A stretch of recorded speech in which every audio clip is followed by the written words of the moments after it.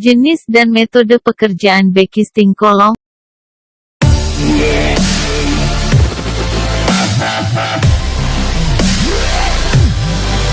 Untuk mendapatkan bentuk beton kolom atau pilar yang mampu memastikan bangunan berdiri dengan menahan beban seluruh bangunan ke pondasi, dibutuhkan suatu backcasting kolom yang bagus.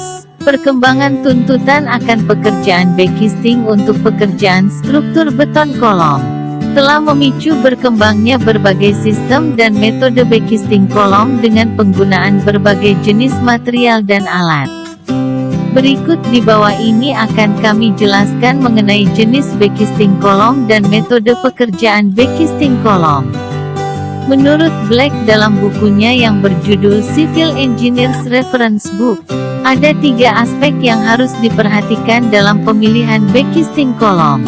Kualitas backcasting kolom yang akan digunakan harus tepat dan layak serta sesuai dengan bentuk pekerjaan struktur kolom yang akan dikerjakan. Permukaan backcasting kolom yang digunakan haruslah rata sehingga hasil pengecoran beton kolom mendapatkan hasil yang baik pada permukaannya.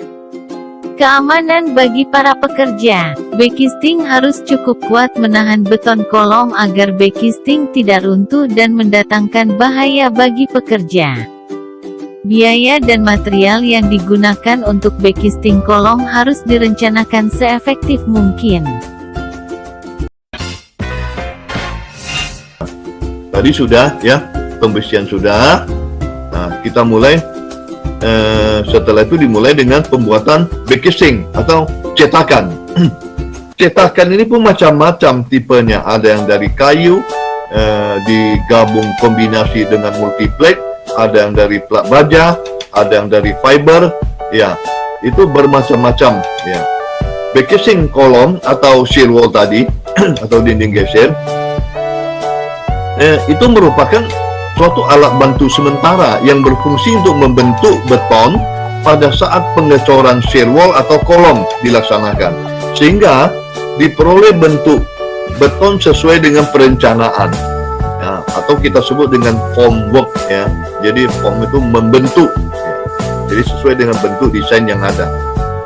Ini ada cara membuat kolom beton betulan, membuat backcasting atau cetakan. Bisa terbuat dari kayu, plat aluminium, atau media lain yang mampu menahan saat proses pekerjaan pengecoran beton. Jadi yang sangat penting adalah mampu menahan suatu backcasting, jangan sampai berubah bentuk ya dari gambar rencana yang ada. Jadi mampu menahan coran itu kata kuncinya. Memasang backcasting sehingga membungkus besi tulangan. Melakukan pengecekan posisi backcasting apakah sudah sesuai dengan rencana awal, dan apakah sudah benar-benar tegak atau ini vertikal ya, loadnya apakah sudah benar-benar atau belum, itu dicek. Tentu ya, untuk memulai suatu pekerjaan backcasting itu kan disertai dengan peralatan. Ini macam-macam peralatannya ya. Ada mesin ketamnya, kalau dulu manual, sekarang udah serba listrik ini ya. Mesin potongnya, ini ada manual gergaji, ada yang mesin potong sudah listrik ya. Ya, kemudian dan alat-alat kecil lainnya ya untuk membuat formwork tadi itu atau backcasting. Ini backcasting ini secara umum, walaupun ya tipenya banyak sekali tadi, atau pekerjaannya ada yang sangat sederhana ya. Kalau dalam melaksanakan backcasting ruko itu sangat simpel sekali, tetapi ini yang saya pilih ini sudah cukup cukup bagus ya, backcasting seperti ini ya. Nampak multiplexnya yang A nih, ini multiplex ya di sini. Nah, kemudian ya kalau di tampak atasnya, ini tampak atas ya, ini multiplexnya yang bagian A. Kemudian dia mesti ada tie rod yang bagian B. Ini adalah semacam baut ya, tie rodnya itu. Ini baut untuk mengunci. Nampak di gambar jadinya, ini dia tie rod di sebelah kanan. Ini tie rodnya, dikunci di ujung-ujung ini ya. Kemudian yang bagian C ini biasa dari plat baja nih, penguncinya nih ya, steel waller ini penguncinya dari baja. Kalau ini ada ukurannya, walaupun tidak persis semua ukurannya, 150 kali 20 kali 3,2 ya. Ini dari baja-baja profil, dia pakai baja profil di sini. Nah, kemudian rangka-rangka peri di sini dari GT 390, ini rangka-rangkanya ini. Ini rangka ini dari baja, bisa dari baja, bisa dari kayu. Kalau yang foto jadi di sebelah kanan ini dari kayu, kalau ini dari baja, dia bisa dari baja. Nah, kemudian sudut ini, ini biar hasil kolomnya bagus ya, tidak membentuk segi yang sering di ujung-ujung ini kan sering lepas juga. Ini dipancung sedikit ya, itu diberi les sudut. Jadi ada back casing yang sudah memang dibentuk seperti ini. Ada yang dikerjakan di tempat ya. Kalau dari baja biasa aja sudah jadi, tinggal kita pilih aja ukuran yang mana ya, 30 kali 30, 40 kali 40, 50 atau yang persegi panjang ya. Nah, terus di sini kita lihat foto ini, dia ada supportnya ya, ada pipa-pipa penyangganya ya, atau pipa support di sini. Nah, ini dari kayu ya, kayu. Yang rangka di sini yang bagian D, tapi ini dari kayu sini ya. Kemudian ini dia balok-baloknya ya, yang disebut dengan sabuk kayu. Kemudian tie rodnya masih nampak ini, pengunci dari baut baja itu tie rod ya. Ini kita perjelas lagi, nampak di sini di gambar ini, gambar tie rodnya ini kan jelas ini ya. Nah, ini pengunci, ini dari baja ya, ada yang dari kayu. Kalau sini kan kelihatan jelas dari baja, jadi bisa dari kayu. Ini yang bagian rangka peri tadi itu, ini dari baja ya. Nah, ini sudah cukup permanen ya, dibandingkan dengan yang dari kayu ya. Apalagi yang dari ruko ya, hampir tidak seperti ini, tapi pada umumnya mereka paku-paku aja kemudian dibongkar. Kalau ini udah standar seperti ini, memudahkan ketika pembongkaran. Jadi back casing ini dibongkar tinggal buka. Tetapi yang dari kayu itu tentu ya, yang kita buat secara sederhana, memasangnya biayanya oke, tapi pembongkarannya itu tidak tertutup kemungkinan. Pertama sulit, kedua tentu ya back casing yang terpasang itu akan mudah pecah, robek. Jadi juga akan terjadi pemborosan material. Jadi kalau yang standar, pembuatannya mahal yang pertama, tapi pemakaiannya lebih irit ya. Jadi tergantung yang pekerjaan seperti apa ya. Jadi kalau untuk proyek besar itu ya, kita harusnya sudah standar, jangan menggunakan back casing yang asal-asal tempel aja gitu ya. Nah, ini juga nampak, ini back casing meskipun back casing dari kayu, tapi ini cukup rapi dia kerjakan, sehingga ini hampir sama dengan yang dari baja ya. Kalau di sebelah kanan ini bisa dari baja, ini dari kayu ya. Coba kita lihat sejenak videonya ini.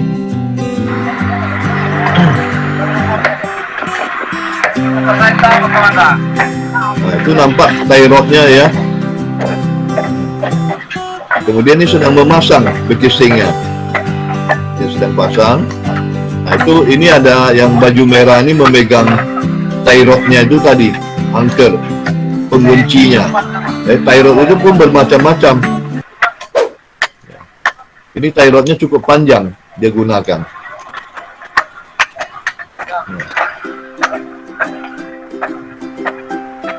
Dan pemasangan back casing kolom itu tidak langsung jadi, itu mesti di lock dulu. Tadi dikatakan dicek dulu vertikalnya ya, dia cek vertikalnya. Nampak itu tulangan kolom sudah masuk ke dalam back casing ya, sudah ada, baru dia pasang back casingnya.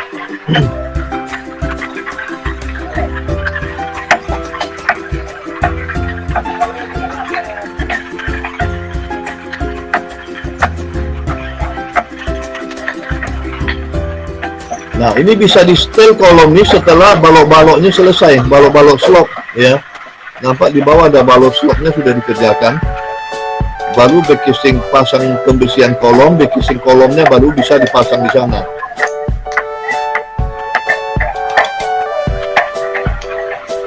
Oke. Ya. Kita lanjutkan. Nah, yang ini backcasing dari besi. Ini lebih permanen lagi, semuanya besi, tie rodnya nampak di sini. Ini yang 4 persegi, mungkin ada yang lebih bujur sangkar ya, 4 persegi bujur sangkar. Ya, tentu ini sudah dipersiapkan dari awal, bisa dipakai untuk berbagai proyek seandainya ukuran kolom yang digunakan sama. Nah, sampai di sini ini untuk kolom bulat ya. Backcasingnya juga dari baja, permanen sekali ini. Ini dari baja ya. Nampak di sini berbagai tipe backcasingnya. Nah, ini dia ya. Kalau ini dirakit di luar, kemudian dengan mobile crane ya. Ini mobile crane bisa pasang di sini ya. Kemudian nampak ya, tie rodnya juga nampak di sini. Ini tie rodnya, ini backcasing. Ini dimasukkan lewat atas tuh, diangkat oleh mobile crane atau tower crane ya, dimasukkan ke dalam sini. Jadi kalau sikunya kan lebih bagus ini ya, karena dia tidak setel di tempat ya. Jadi dia di luar dulu, sudah di marking namanya ini ya, diselesaikan di luar. Nah, baru diangkat sama alat berat ini, dimasukkan ke dalam kolom, kemudian dicor. Kalau ini backcasing tambahannya nih ya, akan cor bahagian yang lebih tinggi lagi, karena tinggi pengecoran kan tidak boleh terlampau tinggi jatuhnya ya. Kalau nggak salah cuma dibatasi 2 meter ya. Kemudian backcasing ya, syarat yang lainnya menghindari terjadi ini kebocoran, itu mesti rapat, jangan sampai air semennya keluar gitu. Nah, dan ini yang tadi adalah pemasangan pembersihannya ya, kemudian baru dipasang backcasing di rakit di tempat juga. Nah, yang ini beda. Ini yang tadi saya katakan bahwa backcasingnya sudah dirakit di luar, kemudian dipasang. Dipasang, pembersihan sudah selesai. Ini untuk kolom yang tinggi-tinggi juga bisa ya. Ini tinggi betul nih, pembersihannya yang langsung sangat tinggi, kemudian dia dimasukkan lewat atas ya. Walaupun cukup rumit juga ya pemasangan, tidak semudah yang kita bayangkan. Coba kita lihat videonya.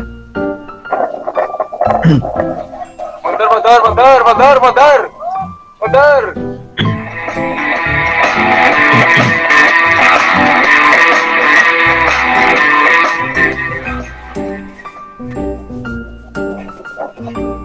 Ya, ini mulai dia coba. Jadi yang sulitnya adalah bagaimana ngepaskan itu ya. Bagaimana pas ini? Ini pekerjaan cukup berbahaya sebenarnya ini. Sangat berbahaya. Ini kalau sedikit aja keliru si operatornya, ini jadi kacau nih. Yang 2 orang tenaga kerja ini sangat membahayakan jiwa dia nih. Ya, kita lihat seperti ini. Jadi operatornya ini benar-benar sudah ahli, sudah bersertifikat maunya, sehingga dalam kondisi yang berbahaya ini bisa dilaksanakan dengan baik. Coba kita lihat ini. Apalagi ini pakai safety belt atau tidak nih? Kayaknya tidak nih, ya. Tidak memenuhi persyaratan K3 ini. Ya, harusnya si pekerja ada pemasangan safety beltnya, ya. Ya, cukup riskan ya kalau dilihat di sini, cukup membahayakan.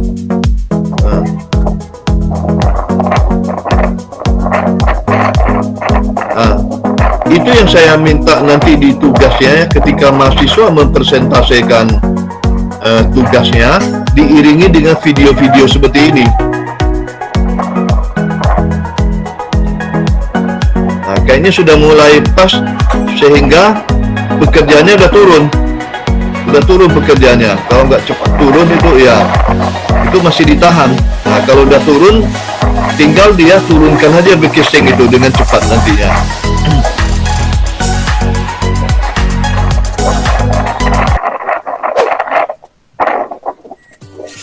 Ya, itu udah turun pekerjaannya.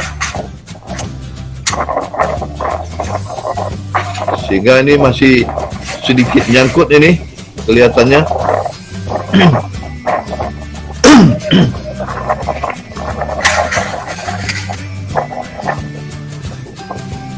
Ya, memang agak sulit juga.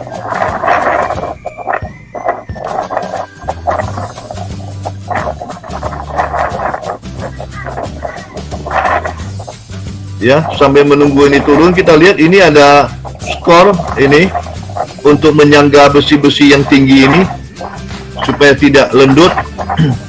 Ya, ini ada supportnya, ada skor-skornya. Ini cukup lama kita nunggu ini. Ya. Nah, ini dia. Ini udah pas nih.